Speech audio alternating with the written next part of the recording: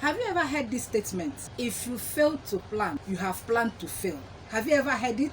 Do you think it is true? As far as I'm concerned, this statement is very true. And it cuts across. It cuts across business, career, in fact, anything you want to do in life, including marriage. My name is Sandra Ezeji Anyaele. I am your Marriage Foundation reality coach. I want to welcome all those that have subscribed to my YouTube channel. I want to please beg those that have not subscribed to my YouTube channel, please subscribe to my YouTube channel because this is a life-changing channel. In today's video, we are going to talk about something entirely different. It's entirely different because, in fact, when I came up with this content, I was amazed in the sense that it is hardly talked about. I decided to talk about it because it is very important. The topic goes like this: how to plan your marriage as a man. Does the topic sound familiar to you? Do you think this topic is very important? Do you think we should talk about this topic? Yes, we will talk about this topic because oftentimes we talk about our wedding without talking about our marriage. Yes, do you know that your wedding is just for one day, but your marriage is for the rest of your life? Do you know that? And we decided to talk about, how a man will plan his marriage, because oftentimes it's, women that talk about marriage, they talk about wedding, they talk about anything marriage. But that's not true. This is a beginning of a new dawn. We have to change so many things. Our men should be involved in marriage. Our men should be part and parcel of marriage. Marriage is not about the women only. Marriage is not about, the woman or the girl child planning it. A man should be involved. That is why I have decided to talk about it today, so that our men will know the role they are supposed to play or what they are supposed to do, with regards to getting married and the marriage itself. I have like 12 points lined out, but I want to divide it into two because I don't want the video to be too long. I want our men to understand the point that I'm going to mention. Yes, I don't want it to be too long because if it's too long, they might not really understand it properly. So now I have 12 points. Like I said, today's zone is going to be the part 1, and then in the next video I'm going to talk about the part 2. In part 1, the first point on my list is this: before you plan your marriage, get a job. Did you hear what I said? Get a job. No matter how small, get a job. At this juncture, I want to, reveal a secret that I learned over the years as I run my business. I learned that even when you learn a trade, for those of us who decided that they don't want to work again, they want to establish their own business, it's fine, it's very good. But to tell you the truth, I didn't start like that. I didn't set up my business without working. I worked for some years before I set up my own business. Some people think, when they graduate from school, they will set up a business or they become an entrepreneur. It is very good. Some people are not cut out for 9 to 5. Some people are not cut out for, sitting down at a plate. Some people are not just cut out for that.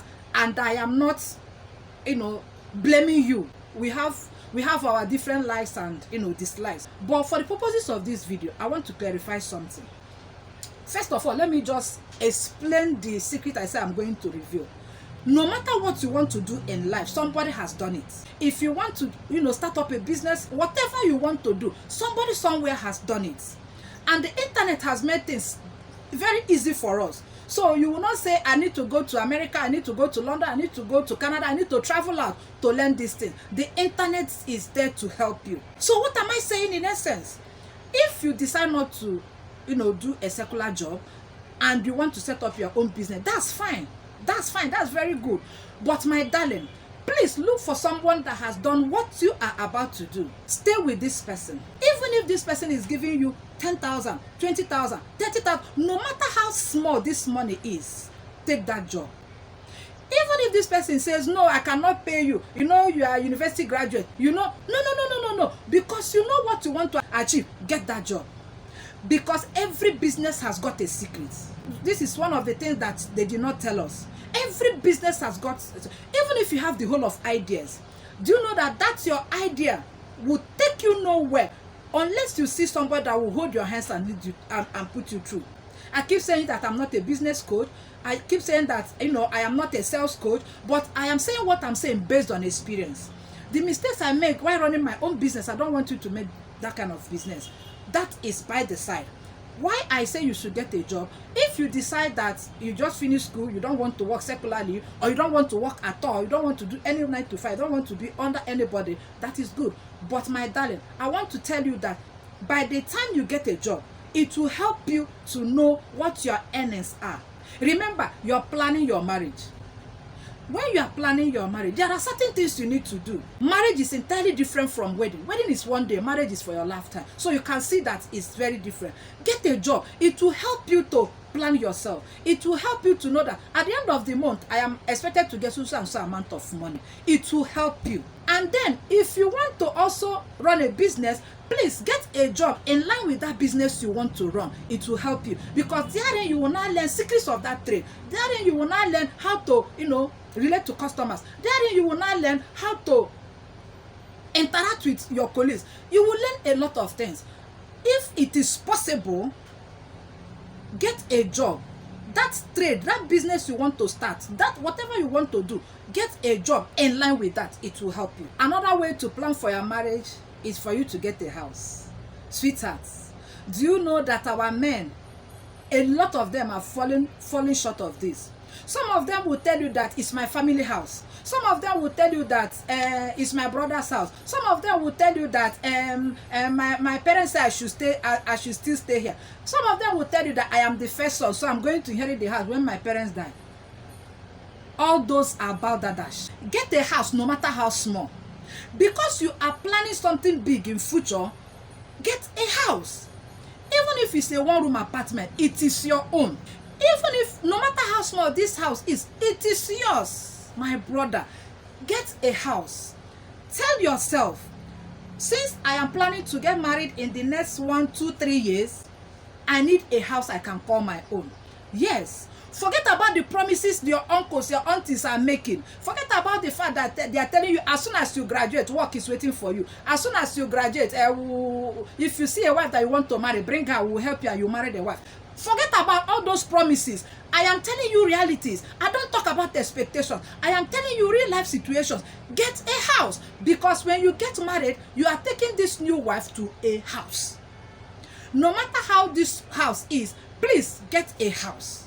So that it will also help you to be responsible. By the time you pay house rent, you will know you are planning, because by the time you get married, it is assumed that you are a responsible man. A responsible man should have a house of his own. It is important. It is mandatory. Don't let anybody tell you otherwise. Don't let anybody deceive you. Get your own house. Yes, get your own house. Then when you get your own house, you will tell yourself, I am paying for this house. This is my house. If you inherited something, maybe there's a family house somewhere and you are not the only child, you can decide to rent this house out, and they'll be giving you your own share of your money. Don't let anybody deceive you. Don't stay in your family house. Let me tell you something. A lot of men don't know that women are territorial. Even if you put a woman in a one-room apartment, she knows that it is her own. She knows that it is her husband's house. So she knows how to guard her territory. She knows how to take care of her things. She knows, she don't want shift for me, I shift for you. She don't want it. No woman likes that. No woman likes that. And don't impose it on her, thinking that by the time you impose it on her, it will change anything. It's not going to change anything. Don't create problem when there is no problem. Please, my sweetheart, get a house. It is part of the planning process. Another way you plan for your marriage as a man is, now you have gotten a house, start buying some basic things in that house. I recently heard something that I didn't know about it, but I just heard about it and I was surprised. I was surprised because I didn't know that people still do that. Yes, I didn't know. It is not bad on its own. It is not bad at all. It's their culture and they are happy doing it. Yes, they say that if you are getting married, your family will buy almost everything you need. When you are going to your husband's house, they say almost everything. When I mean almost everything, the curtains are there, the bed, the gas burner. I said almost everything is their culture. They've been doing it over the years and it's working for them. So I am saying this so that you will not say, what if I'm marrying from that tribe? What if I'm marrying from that tribe? My dear, you still have to get some basic things in your heart, because you will be living there before you bring in the wife. Be real, be realistic. These things are not rocket science. Get your own house. When you get your own house, then the basic things you need to buy in that house, what are these basic things? If you don't know, let me list them for you. The basic things: you need a bed, because when you bring this wife, you will not be lying on the floor. Yes, I'm tired of hearing some men saying, we are beginners. Even when I married my wife, I did not have a bed. You did not have a bed because you did not plan to have a bed. Let us call a spade a spade. Get a bed. It's very important. Get a chair. Get a, what do you call it, set of chairs. At least when you get married, the people that will come and greet you people, they will sit down somewhere. Get chair. I did not say you should go and buy, you know, the most expensive chair. The one that you can afford. Have you seen why it's good for you to get a job? Have you seen? You plan all these things. You get your chair. You will have visitors. When your wife comes, people will come and greet you. Well done, no. I learned that you just got married. Congratulations. So they have to sit somewhere.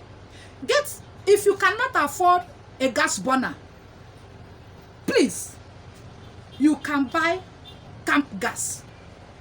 You can afford it. You can buy camp gas. When your wife comes in, you people can figure out whether you need a gas burner or not. Get a camp gas, because you will be eating.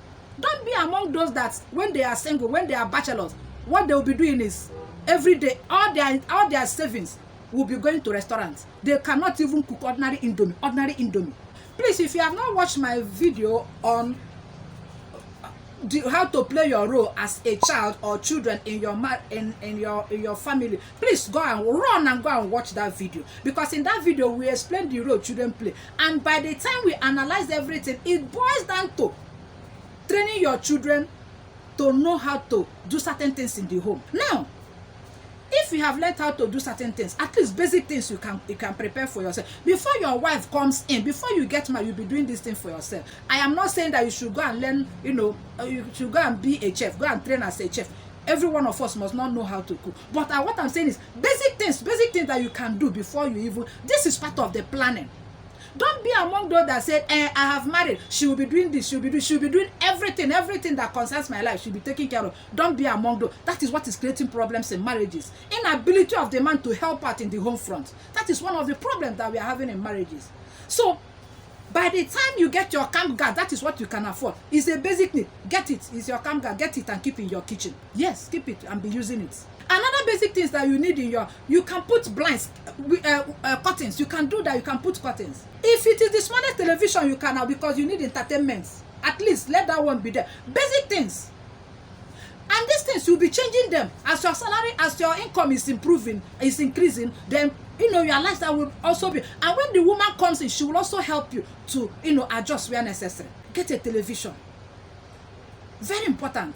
Get buckets that you use and be washing your clothes, because you might not have money to buy laundry machine. All these small things, please get these things. It is very important, so that when the woman even comes in, no matter what she's bringing in, she know that you are prepared to welcome her. You are prepared to see her. Don't just rent a house and you put mat on the floor. Who does that? Or don't just rent a house and you feel the house is empty. When you bring the woman, you will start buy stove, buy this. No. Gone are the days that people do that. We want to change the narrative. Please help us. As much as we are helping you, people coming after, please, you also help us. Don't hear this message and do nothing about it. Hear this message and implement. That is my role. It will give me greater joy to see people implement what I'm telling them. Another way to plan your marriage is by reducing your expenses. My darling, we all know that as a young man, you need to, you know, sometimes once in a while, you can go out and, you know, take care of yourself. You can go out with your friend. Nobody is ruling that out. It's part of it now, of course. It's part of it. I am not even of the opinion that you just, you know, finish from school but you get married. No. These are part of living. These are part of it. I am not ruling that out, please. Don't get me wrong. But what I mean by reducing your expenses is, if for instance, when you go out with your friends or when you go out on your own, you spend 20,000. You cannot tell yourself, because I am planning something, I will be spending 15,000 or I'll be spending 10,000. That is what I mean by reducing your expenses. Then the things you buy for yourself, if you spend 100,000 for yourself, assuming you're working, assuming you are running a business, it's the same thing. Money share is coming in. You now tell yourself, before now I used to spend 100,000. Now that I have a project, because marriage is not a child's play. At all, no, it is not. You not tell yourself, instead of spending this 100,000, let me be spending 50,000 or let me be spending 60,000. It is possible. It's just for you to adjust. That is it. Reduce your expenses, because some of these monies that you are spending like that will go into something. Or you think money will be looking at you when you want to get married. Say, see me, I'm money. Or you're going to get married. No, it doesn't work like that. You have to plan it. And by planning, there are some adjustments you need to make in order for you to, plan well. You don't just say, I want to plan, and you're not doing anything. No. Planning means adjusting. Planning means, taking care of something, setting your priorities right. That's what planning means. Planning means telling yourself, no, depriving yourself of certain luxury, as it were, because of the project you are embarking on. That's just what planning is. Planning doesn't mean that you will starve yourself. That's not what I'm saying. But planning means reducing, setting some things aside in order to get to where you're going. That's just what planning means. So reduce your expenditure. Reduce the way you spend money. If you have some people that you are taking care of, because in Nigeria, that is where I'm filming from, we cannot rule that our family. Yes. If there are people that is part of it. That is part of it. Cut down on your expenses. Cut it down. I did not say stop it because you must spend money. But cut it down because you have a project. You have something that you want to do. So you have to reduce the way you spend money. I still want to go back to, if you're earning salary, assuming your salary is 500,000. Now, you know that if you remove 400,000 from 500,000, it's remaining 400,000. But if you are not earning a salary, you don't even know how much to expect in a particular month and how much you will spend. It will be a little bit difficult for you. That's just the truth. So that is why the points I'm mentioning, please go through them over and over again so that you understand it and then you implement. Another way to plan your marriage is by editing your circle of friends. It sounds funny, right? Yeah, even though it sounds funny, but that's the truth. By editing, I mean selecting your friends now. You want to get married. You think it's everybody that wants to get married. Or you think it's everybody that wants to be responsible husband. It's not true. And you think all your friends, all of them, you think all of them will be happy that you want to get married. No, that's not true, bro. That's not true. You accept and accommodate your new lifestyle. You select those that when you talk, they are ready to listen to you. You select those that they have known that you are planning, you are planning your marriage, you are planning to get married. They know, or you hinted them. It's not a bad thing, but you should also be careful who you tell what to tell. Yes. These people are people that are happy for you. These people are people that are willing to even support you. These people are people that are willing to even lend a helping hand when you need them most. These people are people that when you tell them certain things, they will not divulge it. So select your friends, edit them. Those ones that you know that they are nowhere. Those ones that I am not saying that they are useless. It's not what I'm saying. But those ones that you know that they are not living up to expectation. Let me put it that way. You keep them at abeyance. That's just the truth. You don't gather everybody because these have been your friends since primary school. These have been your friends since secondary school. These have been your friends since you went to university. In fact, I met her on camp. I met him on camp. So you want to hold on to him. It doesn't work like that. Remember, you only follow those that are going to your destination. Let me tell you something. Do you know that your target is what will lead you to your direction? Do you know that? And it is your direction that will lead you to your association. For instance, if you want to cook soup, for instance, instead of going to the market where they sell soup, do you go to market where they are selling upholstery? You see? So your target is that food you want to cook. Your direction is the market where they sell food items. So your association are these individuals that sell food items that will sell it to you at a good price. It is as simple as that. So when you want to get married, when you are planning your marriage, you don't have to go to drunks to seek advice. That's what I mean. You associate with those that has your best interest at heart. Those are the kind of people you associate with. That's why I say, edit some of your friends. Everybody, all those people that you grew up with, all those people you went to school with, they must not be your friend. Because you are planning for your marriage. Unfortunately, people plan for their wedding, they don't plan for their marriage. It is heartbreaking. You plan for your wedding, you tell yourself, I want to hire a cake maker, I want to hire a decorator, I want to hire a venue stylist, I want to hire a makeup artist, I want to, all the vendors. You search for these vendors. You don't just, call a vendor and use the vendor. You will check the vendor whether the vendor will give you what you want. You take months, even some years to plan your wedding, and you are not doing anything about your marriage, and you think it will work. Also remember, planning your marriage is entirely different from making your marriage work. That is another topic altogether. We are talking about planning your marriage. What are the steps you need to take now that you want to, you are married? Your marriage, you want to plan your marriage. You want to plan it so that you will be ready for that marriage. You don't just wake up in the morning and say you want to marry. Yes, you have to plan it. You have to be prepared. That is the only way it will work.